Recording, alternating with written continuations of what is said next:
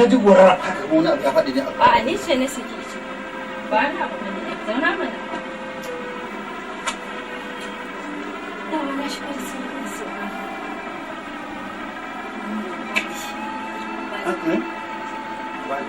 ina gwaldin nan da ka taɓa cewa su ka tuna shi gwaldin nan mai abin hannu zobe kawo maganar gwaldin a ba ta tun kawo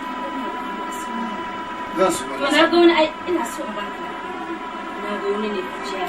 ta kawo shi mai kyau ta jiya fati da ta je Dubai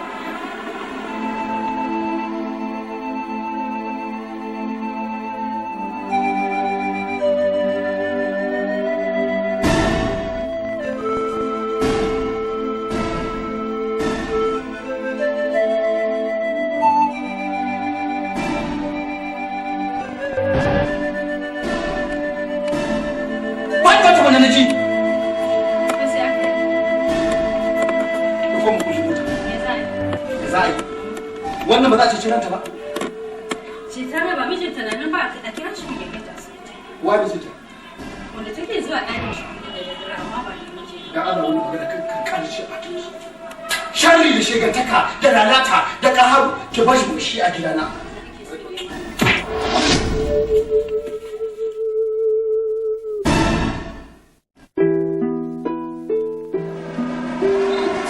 Hello, auntie. Haka ne ta tabbata. Wallahi ta tabbata. To gashi yanzu daga gurin da aka yi test din blood din nake. Gashi ya tabbata ga sunan ta file din ne sun dauko min na gani. To gashi ga uban ta yake cewa kin mata sharrin ciki ga kuma yanzu X ya bayyana tare da ita. To an tuwaye in ba shi ba wannan yaron ne mana. Yanzu magana ki koma gidan shi. Abati ai dukan da ya yi miki ma ba da ban ke kina tunanin cewar a bashi wallahi ni da suna kulle shi me ba ne yarin nan me ba na kashe mata me ta ne mata rasa abu na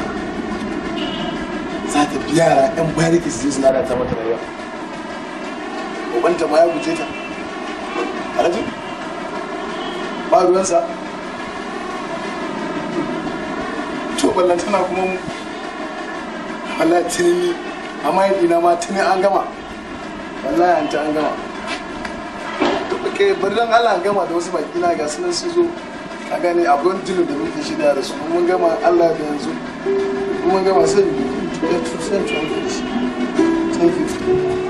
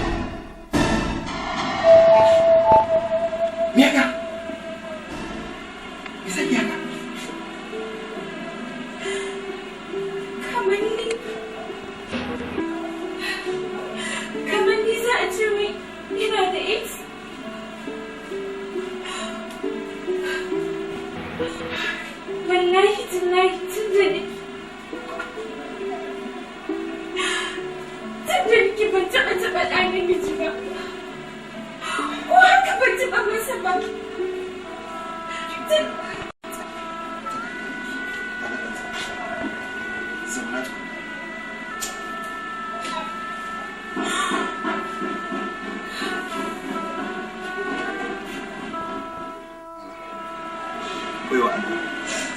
ina so ki kasa kunne ki sai ki ji yanzu ki in ki kashe kanki me za ki je ki ce kina mai musu kan baki manta akwai kissa da kan iya cewa akwai mutumin da ya fito da mace da kawai ya yi zama da ta amma ya roƙi Allah ya fara Allah ya mutum ya yi shekara sama da 60 da cikin kogo ya fito rana ɗaya ya gama ce ya yi sha'awa ya yi zana amma ya roƙi gafara Allah ya gafarta mai. Saboda haka maganar wani kuma a zarge ki da mutum ko an yi kuma da shiga kan ba ki ina ba. To a tattala na shi shi wannan AIDS ke cewa ai ba AIDS ba HIV. Dan kina da HIV ba wai ki zama mai AIDS ba. Kuma shi HIV din nan ai ba sai ta hanyar zina kawai ko saduwa kawai ake samu. Za a iya samun ta yankan farci, za a iya samu ta hanyar ko ana ko a yi asiri. In mutum ya ji ciwo kai ma a ɗauki wannan a yi maka shi ma ko inda ya kai ma ka ji ciwo shiga ta wani hanya. Ni lokacin da nake makaranta in an tashi wani allura za ka yi wa wannan in ka matsa wannan ma ya shi kuma ba ana iya kama ga kemis irin namun da zaman da ake wasu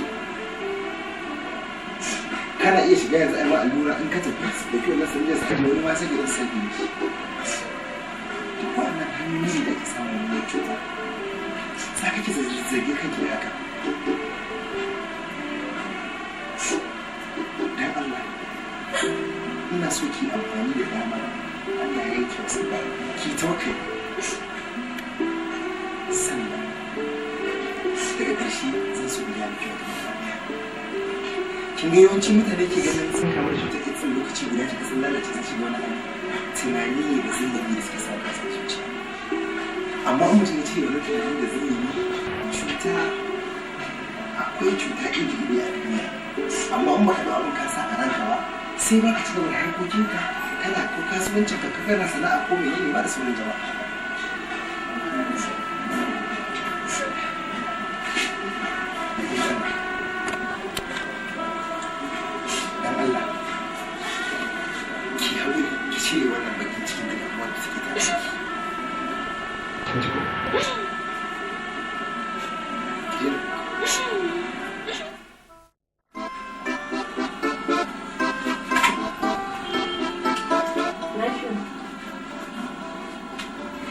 Wishin tambaye ka mana.